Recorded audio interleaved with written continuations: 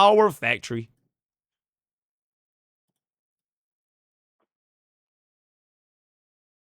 Okay, chat. Genuine question. On a scale of 1 to 10, how difficult is an AIC for you? Genuine question. On a scale of 1 to 10. 4, 3, 3, 1, 1. Okay, 1 being like, it's fucking easy. 10 being like, oh my god, I can't do. This is like, to you, it's like everything you're doing feels like, then this is like 10, right? But if you're this guy, and you just cook this shit up with no sweat, then you're 1. Alright, so this is like 1, and then this is 10. 7, because you crashed out on a tutorial. 5, jobber out of 10. Wajaja out of 10. Oh, that's, is that deep breaths? Oh, Bova out of 10. 20 out of 10. 6 out of 10. 7 out of 10. AIC is a 3. 6 to 7. 0 out of 10. Do the minimum then copy paste over the internet. 8 me is dumb. Okay. What do you guys not understand about the story? Because I feel like I can relate with you guys a lot. Because you literally watch me in real time as someone that was like, I was literally this on day 1. In fact, I was literally this even with CBD2 and CBD3. This was me on the first day. Y'all literally saw me struggle so fucking hard on day 1. But in less than 1 week, I kind of just logged the fuck in and I kind of just transformed. So what is the thing that y'all are not getting? What was the thing that y'all are not getting? It's too easy. The smaller blueberry and stuff is easy to figure out by myself, but I crashed out trying to make the purple battery, and there were so many empty gaps. Can someone take that account? Just copy and paste. What is so hard? Don't care so much. It's very simple compared to real factory games. Yep, we do have a secret, a don't tell fault, by the way. Yep, we have a secret Arknights Endfield elitist, where I basically absorb knowledge at like 300% efficiency, so I just learned everything in like 2 days. Yep, you're absolutely right. It pisses me off that you need to rush missions if you want to progress through the base normally. What do you mean you need to rush missions? Because the base is pretty straightforward, right? Like you start with the green stuff, right? Your bug capsule Cs and like the LC batteries, and then you go to the blue stuff, which is the B and the SC, and then you go to the high stuff, like the purple stuff, which is A and HC. You have to play satisfactory 1 day. Okay, 1 day. Yeah, from what I've told by like my real factory main elitists is that this game is very, very straightforward because there are a lot of things you cannot customize. You just put down the thing there, and the yield is the exact same. So they made it a lot more approachable for players that has never played Factorial before, compared to the actual Factorial, or like Satisfactory, right? Fob already notes, okay, I guess I'm done, which you do need to unlock. A lot of yellow air things are quest lock, which you do need to get the upgrades. Yellow air things are quest locked. What is yellow air things? Are you talking about a tutorial? Because my own account, right? I kind of just skip almost all the tutorial. Wait, hold up. 8, 7. Okay, I basically did a grand total of 0 tutorials for Wuthering. Except for the one that they literally forced me to do. And then this one we did a little bit at the start, and I just never did them. I just never, ever did them. He's talking about the outposts. He's talking about the outposts. Wait, let me get some BGM up in there.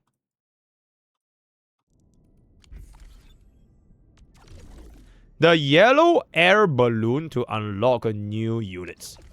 Oh, like this? Wait. Okay, I think I know what I'm talking about. This thing. You need to find the balloons to unlock these things. Ah, okay, but this is not related to the AIC though. This is just like classic open world gacha game brain rot, right? You have to go around exploring and running them on the map. You claim them, you get +1 point, and they go back and build.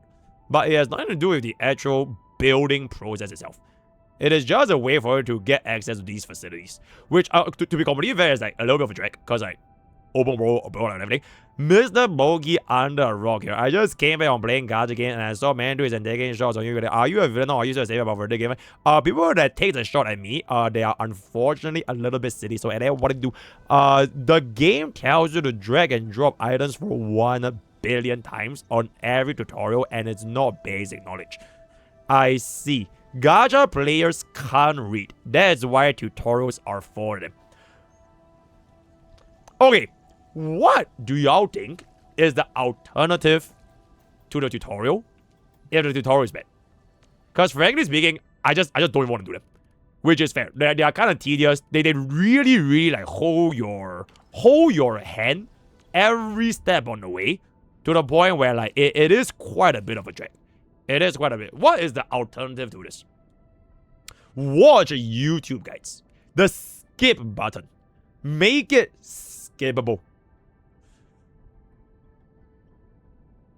Okay, then what is the point of the tutorial then? If it's skippable. Because, okay, technically, it's skippable in a sense where you can just not do them. Alright? Like, you can just not do any of these things. Okay, I guess you unlock a couple of, like, these. Right? For your blueprints. Which you don't even need because you can just join from the internet. But you can technically just skip them. You know what I'm saying?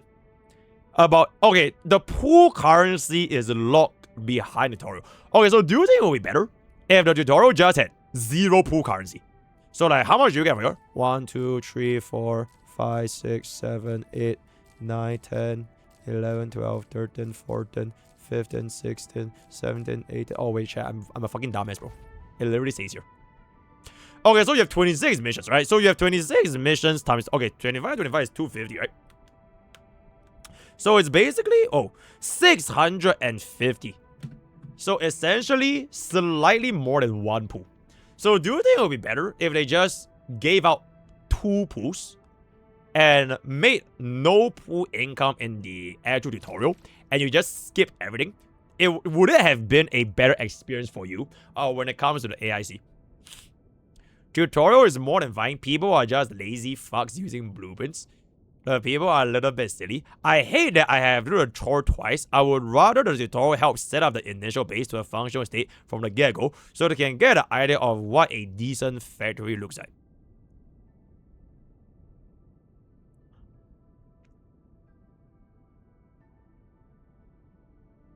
Okay, I kind of get you. So like, for example, like everything in the tutorial, right? They make it take place in your own base. And then once you finish up the tutorial, they will remove the facilities that was like related to the thingy, and they leave you with like the actual item you produced. So for example, if this tutorial is for like belt integration, then you will put a bunch of belts. And then after you leave, you have the belts edging your base. So maybe that might save a little bit more time. I want the game to ask me if I need tutorial. I see. It's good as we have them as reminders. If the rewards are way higher for tutorials, but I will actually do them, but it's too small. Okay, I feel like...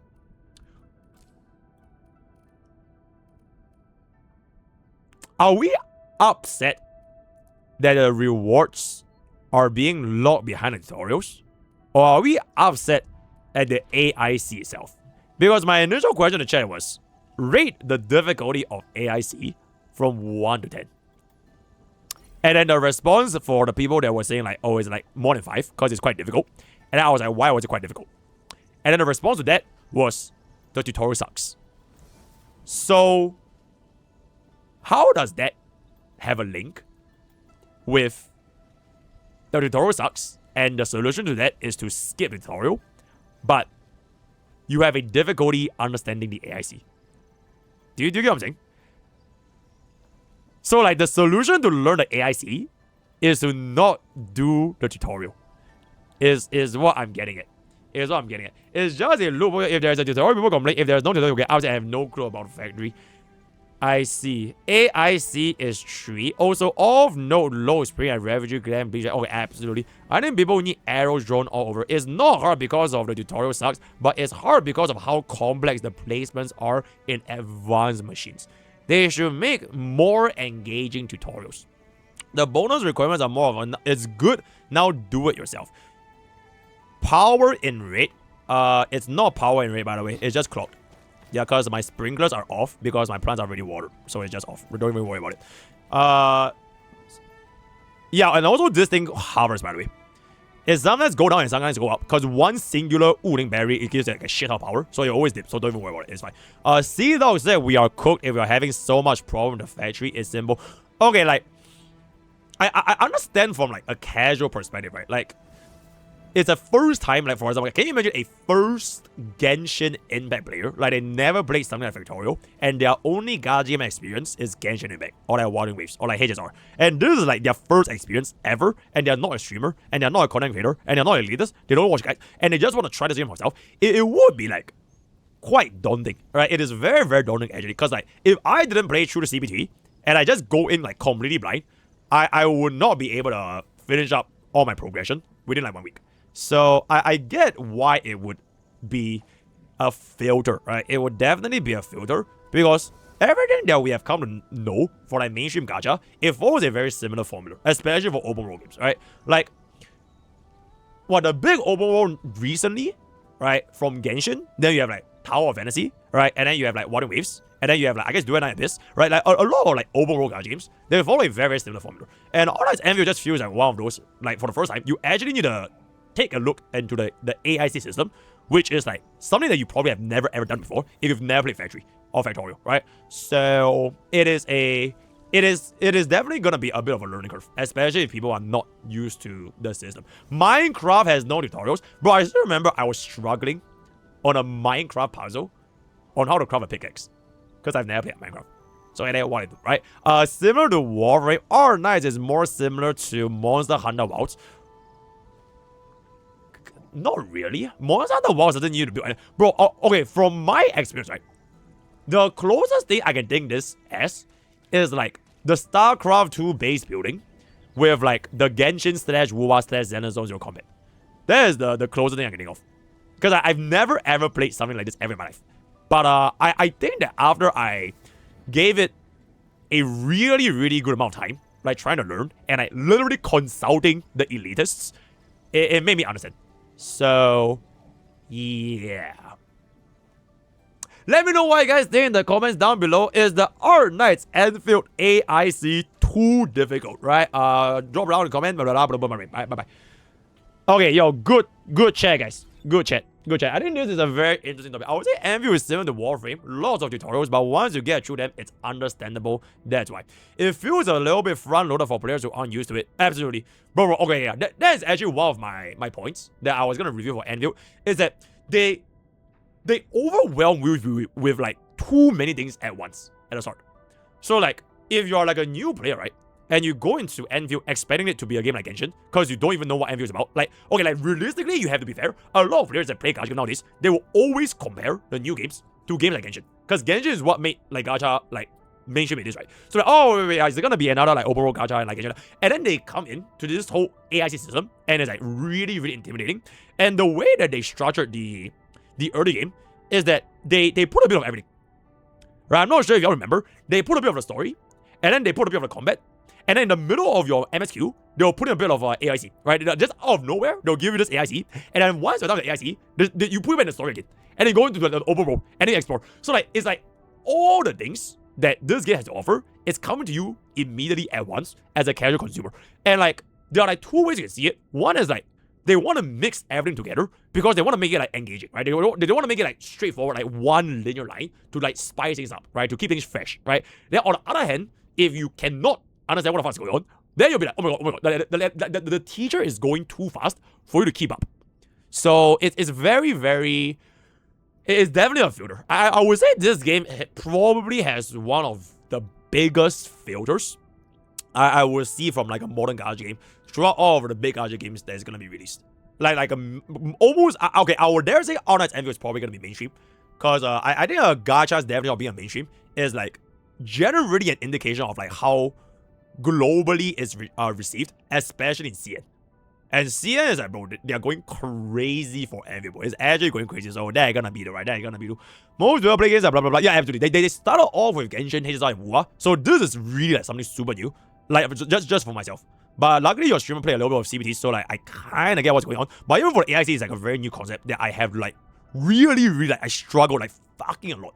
Then I have to like go and cook up all the doors and everything to eventually get here, right? Yep. Big filter. It is a big filter. Filter these casuals. Okay, I think filtering is good. Because those people that pass through the filter, there are people that actually want to play a game. And they will understand what's going on. And they won't say shit like, oh my god, spending event, oh my god, I jump on it. Like, you know what I'm saying? But like, if the filter is too much, it might pose a question of like, those people that actually pass, are they gonna become like a elitist gatekeeping community that prevents new players from coming in?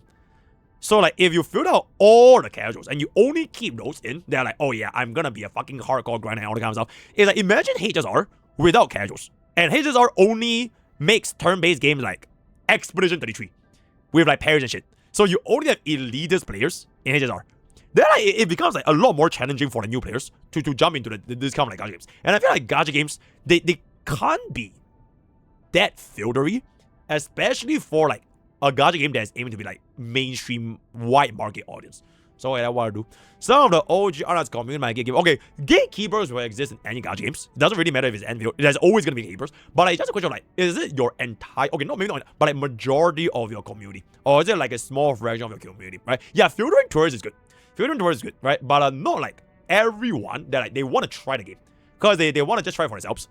But they get scared off because the filter is so fucking high. So there is like a line to be drawn here where it's like the best balance between both of us, right? You have coomed your last coom, my man.